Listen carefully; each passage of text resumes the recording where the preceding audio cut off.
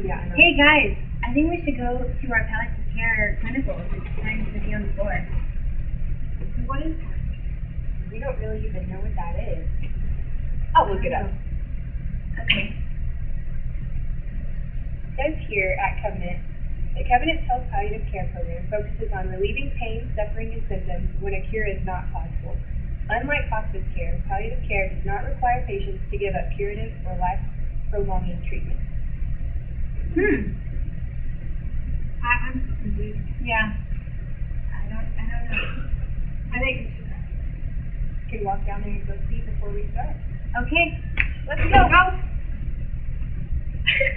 So we came to interview Karen, who is a nurse here on the palliative care floor. We wanted to ask her a couple questions about what palliative care is, what they do, what type of patients they see. So first question, what do you think palliative care is in your definition? My definition would be comfort care. We are here to manage symptoms, to make people and patients and their families as comfortable as possible. Okay, and what type of patients do you mainly see on this floor? We mainly see older people, but we do have young people. We've had some as young as 18. We have some 96-year-olds, over 100. It just depends on their diagnosis. We do get patients that are just here to manage their pain, and then they are discharged back home or nursing homes. And then we have patients that come in and we manage their comfort care until the end of life. Okay, so what would you say separates palliative care from hospice care? The fact that we are treating the patient individually for what their diagnosis is. You know, we may have somebody who still wants to do chemotherapy, but they're having a pain crisis. So we bring them in, manage their care, and get them comfortable so when they are discharged back out, they can go do their chemotherapy and continue their treatment. And what are the most common symptoms that the patient says they're having when they're here on stay? Pain, shortness of breath, restlessness. We see a lot of restlessness, inability to sleep, lack of appetite, weakness. But mainly, once we get people where they're comfortable, their pain controlled at a level where they can breathe better and eat better and have more daily activities of daily living where they can function. So that's the main things we try to treat up here. And so as your job as a nurse, what do you do to help the patient manage their comfort or maybe get up and around when they don't want to? Or well, that's one of the things up here on this floor. We really pretty much, the patient kind of sets the pace of what we do. You know, if they really don't feel like getting up, we don't push them unless we know that they are going to leave.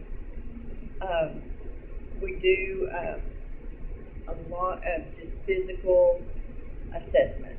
You watch their facial structure because some of our patients are nonverbal or they're unresponsive, and so we have to go by grimacing, the movement of their head, their respiration, to make sure they are comfortable.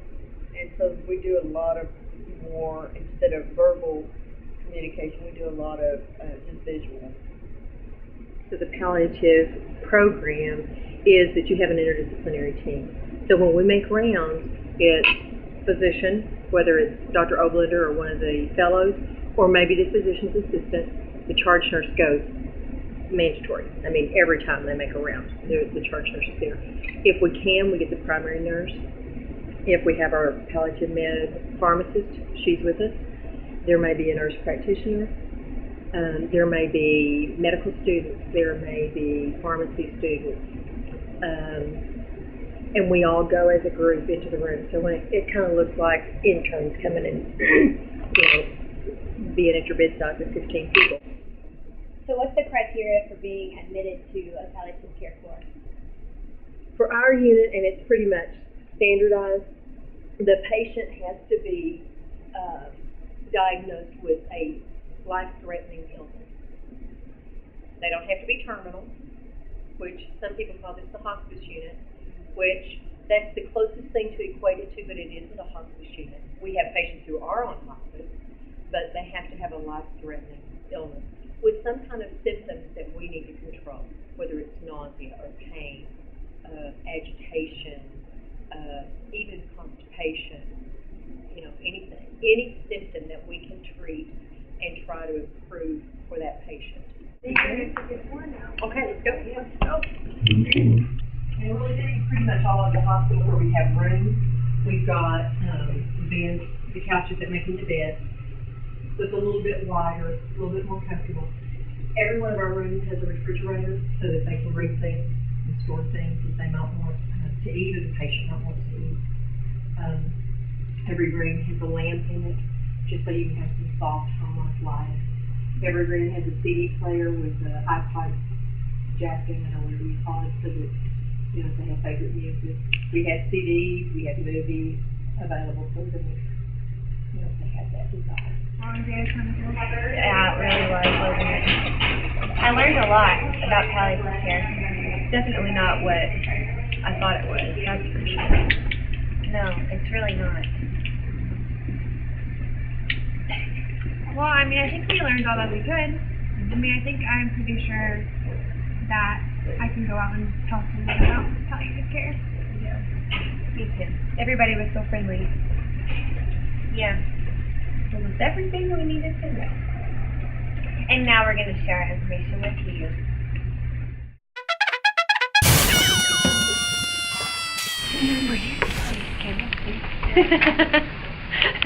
You need it because you're the only one. If the red light's going. Take off running. Lots of restroom facilities throughout, which we're so grateful for. And now we're going to share our information with you. You.